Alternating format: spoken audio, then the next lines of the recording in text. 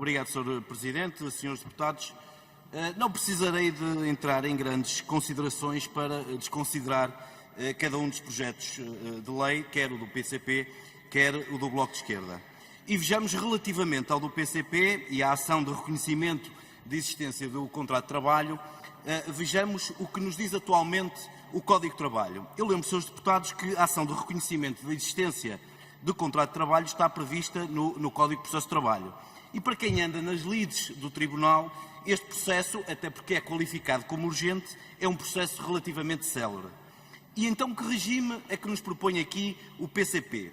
O PCP propõe aqui uma introdução de uma ação executiva, na sequência da ação do ACT, a ser movimentada pelo trabalhador e à qual o Ministério Público pode aderir. E aqui chegados, impõem-se alguns esclarecimentos. O primeiro dele é, ao prever-se que o Ministério Público pode aderir à ação, significa isso que está arredado o natural patrocínio do trabalhador pelo Ministério Público, Público esse que é, aliás, o detentor da legitimidade ativa para a propositura da ação de reconhecimento da existência do contrato de trabalho. Depois, pergunta-se também, que execução é esta? Uma execução para prestação de facto e com integração imediata do trabalhador? Por outro lado, esta execução segue as regras gerais do Código de Processo Civil, ou seja, não tem carácter urgente e é obrigatória a constituição de mandatário. E, por fim, uma última nota, parece-me incongruente o vosso artigo 26, número 3, que diz que o trabalhador perde o direito se não intentar a execução no prazo de 20 dias, e o artigo 15, a linha A, diz-nos que, afinal, se ele não intentar a ação, pode encaminhar o processo para o Ministério Público. E, portanto, estas incongruências, obviamente, terão de ser esclarecidas.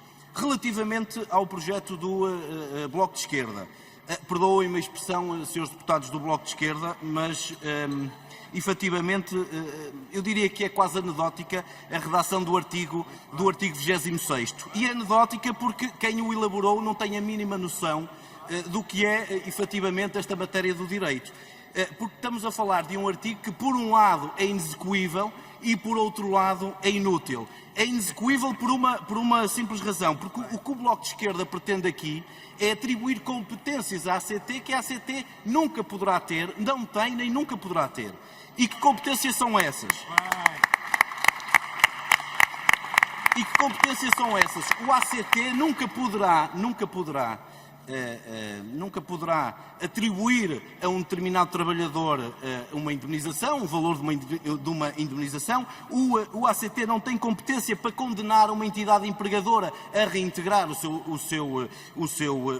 um trabalhador e o seu trabalho, e isto cabe aos tribunais. Portanto, a matéria do ACT é uma matéria exclusivamente contraordenacional e caberá aos tribunais, isso sim, estas matérias relacionadas com o despedimento e com a aplicação das sanções abusivas que decorrem dos processos disciplinares. E é inútil, e este artigo é inútil, por uma razão muito simples. A vossa preocupação é a suspensão do despedimento. Mas há um artigo no Código de Trabalho, que é o artigo 386, que é o procedimento cautelar, que visa precisamente, de suspensão do despedimento, que visa precisamente a suspensão desse efeito de despedimento. Portanto, o que vocês estão aqui a criar já existe na lei e é o artigo 386. Portanto, aqui chegados, quer para o PCP, quer para o projeto do Bloco de Esquerda, obviamente, atento a estes considerandos, nenhum destes projetos merecerá, obviamente, a concordância do PSD. Muito bem.